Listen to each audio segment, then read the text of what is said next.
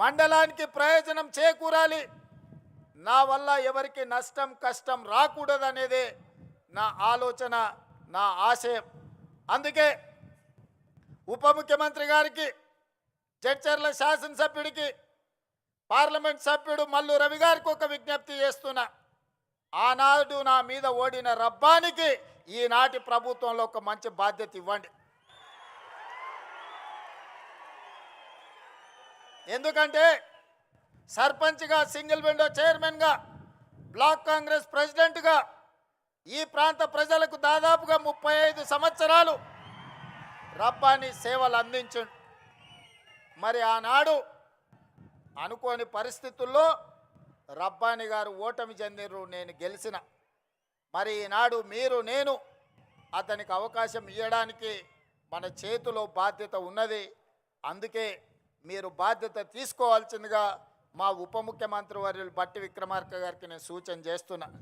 అదేవిధంగా మిత్రులారా, ఆనాడు జడ్పీటీసీగా నాతో పాటు పనిచేసిన ఎంపీటీసీలు, సర్పంచులు వాగులు దాటడానికి, వాగుల్లో ఇసుక దొంగలిస్తుంటే వాగులు దాటేటప్పుడు మనుషులు కొట్టుకుపోయి చచ్చిపోయారు.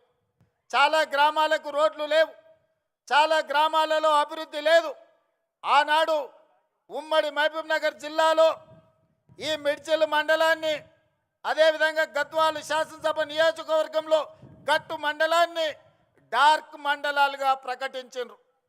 డార్క్ మండలాలంటే 360 డిగ్రీస్ వెనుకబడి విద్య కానీ, వైద్యం కానీ, తాగునీరు కానీ, సాగునీరు కానీ, విద్యుత్తు కానీ ఎలాంటి సౌకర్యాలు లేని అత్యంత వెనుకబడిన ప్రాంతాలను డార్క్ మండలాలుగా, భూమిలో ఉండే నీళ్లు కూడా అందుబాటులో లేని మండలాలను డార్క్ మండలాలుగా ప్రకటించారు.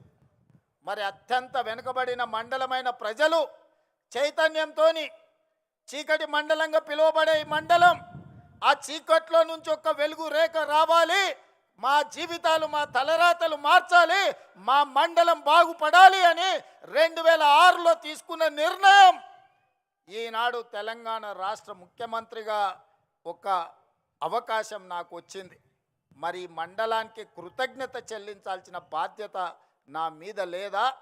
అందుకే సహచర మంత్రివర్గ సభ్యుల్ని అనుమతి తీసుకొని ఈ మండలంలో ప్రతి గ్రామానికి అభివృద్ధి చేరాలి. ఈ మండలంలో ఉండే ప్రతి వాడు, అరే మేము ఆ రోజు మా ఇంటికి వచ్చిన మా సోదరుడు, మా ఊరికి వచ్చిన మా బిడ్డ ఈరోజు తెలంగాణ రాష్ట్రంలో ప్రభుత్వాన్ని నడిపించే బాధ్యత నిర్వహిస్తున్నాడు, మాకు సహాయం అందుతుందని మన వైపు చూస్తున్నారు. అందుకే నిస్సహాయాలుగా ఈ మండలం నిలబడడానికి వీల్లేదు.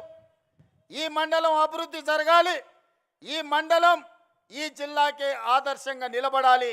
అందుకే ఉప ముఖ్యమంత్రి గారికి ప్రత్యేకంగా నేను విజ్ఞప్తి చేస్తున్నా, ఈ మండలాన్ని మీరు దత్తత తీసుకొని ఇక్కడ జరగాల్సిన అభివృద్ధి కార్యక్రమాలను మీరు నిరంతరం నా మిత్రుడిగా పర్యవేక్షించాల్సిన బాధ్యత మీరు తీసుకోండి అని చెప్పి నేను కోరుకుంటున్నా. ఇంతకంటే ఈ ప్రజలకు నేను చేయగలిగింది ఏమీ లేదు.